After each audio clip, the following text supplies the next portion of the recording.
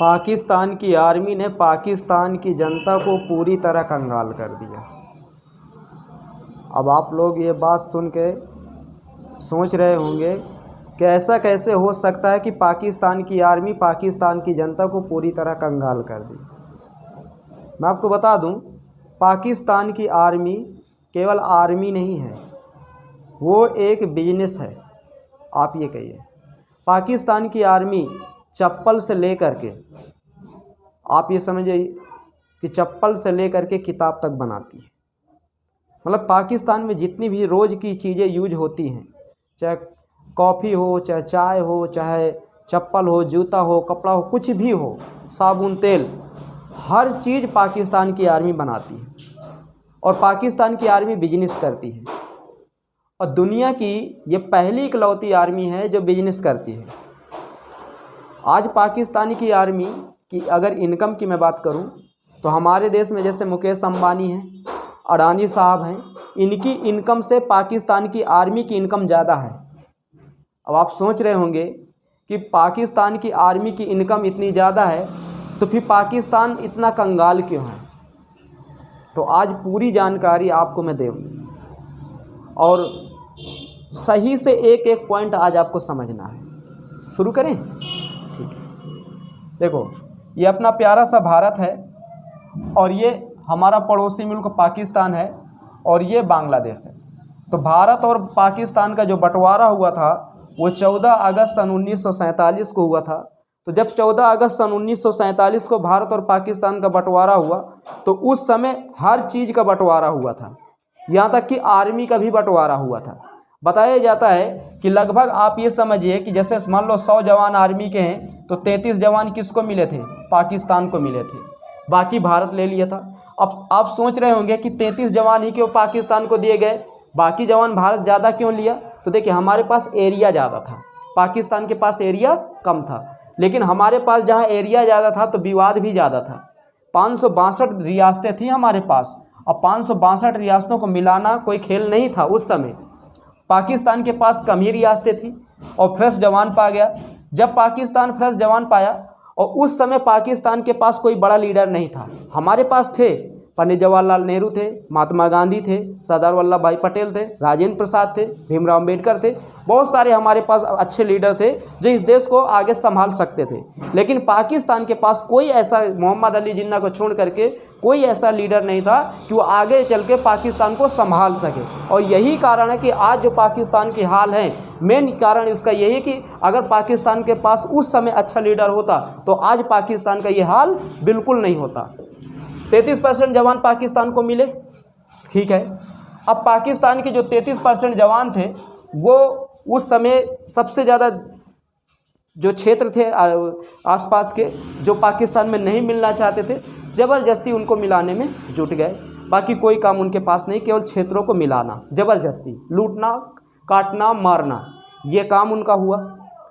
इसी बीच में क्या हुआ कि कुछ कंपनी थी, औद्योगिक शहर भी थे, उद्योग धंधे भी थे। तो पाकिस्तान का जब बंटवारा हुआ तो उसमें भारत से उसने यह भी कहा था कि कुछ उद्योग धंधे आप हमें भी दीजिए। तो भारत पाकिस्तान को उद्योग धंधे भी दिया। उसके बाद पैसे की जब बात आई तो पैसे की बात में ये बताया जाता है कि लगभग उस समय पूरे भारत की में अगर बात करें कि भाई एक ही बैंक थी हमारे देश में, रिजर्व बैंक, बाकी कोई तो बैंक थी नहीं, क्योंकि 1935 में रिजर्व बैंक की स्थापना हो गई थी। तो उस समय पाकिस्तान, बांग्लादेश और भारत ये सब तीनों एक थे। तो 1935 में जब रिजर्व बैंक की स्थापना की गई तो चाहे बांग्लादेश में मुद्रा चले, चाहे पाकिस्तान में चले, चाहे भारत में चले, तो मुद्रा तो रिजर्व बैंक ही जारी करेगा ना। तो उस समय रिजर्व बैंक के पास कितना पैसा था? तो बताया जाता है लगभग 400 करोड़ रुपये था, इससे ज़्यादा पैसा नहीं था। आज 400 करोड़ रुपये में एक मूवी का बजट आ जाता है बनाने में। आज 400 करोड़ रुपये कुछ नहीं समझा जाता, लेकिन उस समय 1947 के समय वो 400 करोड़ रुपए 400 लाख के बराबर था। जब 400 करोड़ रुपए हमारे पास था, बाकी का सारे रुपए अंग्रेज लेके चले गए थे, तो उसमें यह हुआ कि पाकिस्तान को हमें लगभग 75 करोड़ रुपए देना है। तो 75 करोड़ रुपए देने की जब बात की गई तो उसमें ये कहा गया कि 20 करोड़ हम पहले दे देंगे, बाकी जो शेष बचेगा 55 करोड़ के आसपास वो पैसा हम देंगे बाद में। अब क्या हुआ कि 20 करोड़ रुपए भारत ने जब 1947 को पाकिस्तान आज़ाद हुआ तो 20 करोड़ रुपए हम पाकिस्तान को दे दिए, और उसके बाद पाकिस्तान ने क्या किया, वही 20 करोड़ रुपए अपनी सेना पर खर्चा किया। अब देखिए, सेना पर खर्चा करने की उस समय वो 20 करोड़ की ज़रूरत नहीं थी, लेकिन वो क्या किया कि अपनी सेना पर खर्चा किया। जब वो सेना पर खर्चा किया, अच्छे अच्छे हथियार मंगाया, सब कुछ मंगाया, और उसके बाद वही सेना वही 20 करोड़ के हथियार कहाँ पर यूज की, तो हमारे कश्मीर पर यूज की। ये वाला एरिया कश्मीर का है, यहाँ पर पाकिस्तान की सेना हमला की और भारत की सेना मुंह तोड़ जवाब दी और पाकिस्तान को यहाँ से भागना पड़ा। लेकिन आज भी पाकिस्तान कश्मीर का कुछ हिस्सा अपने पास रखे हुए है, क्योंकि समझौता बीच में हो गया था। ये कहानी मैं आपको बाद में बताऊँगा। उसके बाद समय आता है 1964 का। तो जब 1964 का आता है तो पाकिस्तान की जो आर्मी होती है वो अलग अलग बिजनेस पर ध्यान देने लगती है। आर्मी जो कहेगी वही काम होगा। आप ये समझिए कि आज भी पाकिस्तान में अगर आर्मी जिसको चाहेगी कि ये प्रधानमंत्री बने तो वही प्रधानमंत्री बनेगा। अगर आर्मी नहीं चाह रही कि वो प्रधानमंत्री बने तो वो व्यक्ति कभी भी प्रधानमंत्री नहीं बनेगा। और यही कारण है कि इतिहास गवाह, आज तक पाकिस्तान में कोई ऐसा प्रधानमंत्री पैदा नहीं हुआ कि जो 5 साल कंटिन्यू शासन किया हो। कोई प्रधानमंत्री नहीं पैदा हुआ पाकिस्तान के अंदर। पाकिस्तान में काफ़ी दिन तक, आज 77 साल हो गए आज़ाद हुए उसके, और आज हम लोग कहाँ हैं और वो कहाँ हैं। पाकिस्तान में अभी आप ये समझिए कि राष्ट्रपति शासन इतनी बार लागू हुआ, आर्मी शासन इतनी बार लागू हुआ कि आप विश्वास नहीं करोगे। और इतने प्रधानमंत्री चेंज हो गए कि जिसका कोई जवाब नहीं। तो कहीं ना कहीं पाकिस्तान की आर्मी पाकिस्तान को कंगाल करने में कोई कसर नहीं छोड़ी। 1965 में भारत और पाकिस्तान का युद्ध हुआ, उसमें भी मेन भूमिका पाकिस्तान की आर्मी की थी। पाकिस्तान ने मुंह की खाई। 1971 में फिर भारत और पाकिस्तान का युद्ध हुआ, उसमें पाकिस्तान की भी आर्मी मुंह की खाई। एक साथ कितने हजार, लगभग 90,000 सैनिक पाकिस्तान के एक साथ अपने आप को आत्मसमर्पण किए थे भारत के सामने। आप ये समझ लीजिए, ये कोई छोटी सी बात नहीं है। पाकिस्तान की आर्मी उसमें भी, लेकिन फिर भी आर्मी के पास जो पैसा आ रहा है किसका आ रहा है, जनता का आ रहा है। कोई भी विदेशी कंपनियां पाकिस्तान में आना चाहती थी तो वो पाकिस्तान की आर्मी से परमिशन ले, वहाँ की गवर्नमेंट से नहीं, वहाँ की आर्मी से उसे परमिशन लेना पड़ेगा, तब जाके वो पाकिस्तान में धंधा कर पाएगा, अन्यथा नहीं कर पाएगा।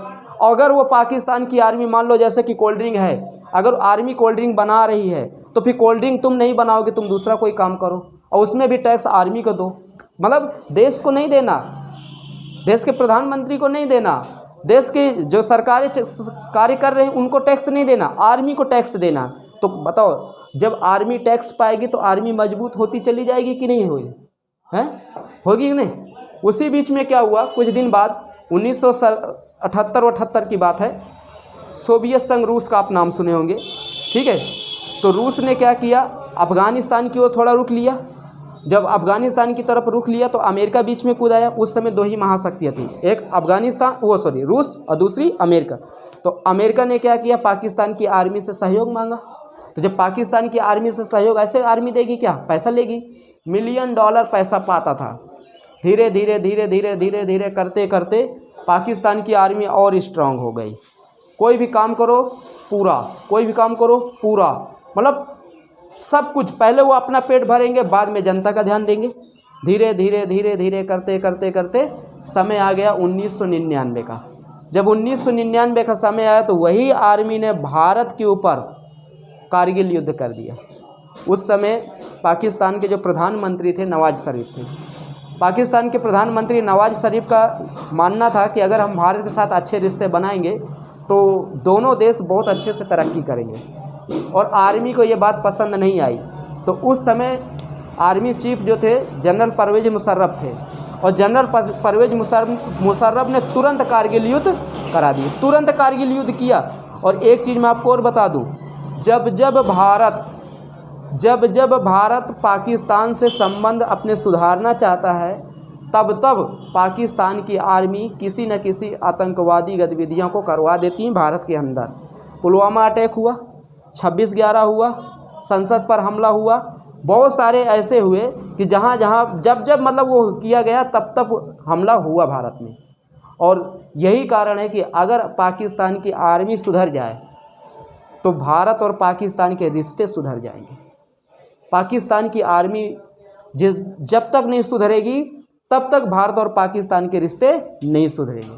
पाकिस्तान में 2 चीज़ का सुधार करने की ज़रूरत है, एक तो आर्मी की और दूसरी शिक्षा की। ये दोनों चीज़ की पाकिस्तान में बहुत कमी है और यही कारण है कि आज पाकिस्तान दुनिया के सामने सर उठा के नहीं चल पा रहा। अगर दुनिया के सामने पाकिस्तान को सर उठा के चलना है तो सबसे पहले पाकिस्तान अपनी आर्मी को सुधारे, दूसरे नंबर पर पाकिस्तान अपनी शिक्षा को सुधारे।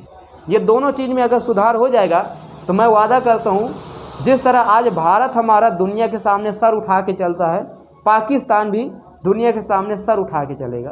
तो मैं वीडियो के माध्यम से ये भी बात बताना चाहता हूँ उन पाकिस्तानी भाइयों को कि आप लोग अपनी शिक्षा पर ज़्यादा ध्यान दीजिए। एक दिन भारत और पाकिस्तान दोनों के रिश्ते बहुत अच्छे होंगे। धन्यवाद।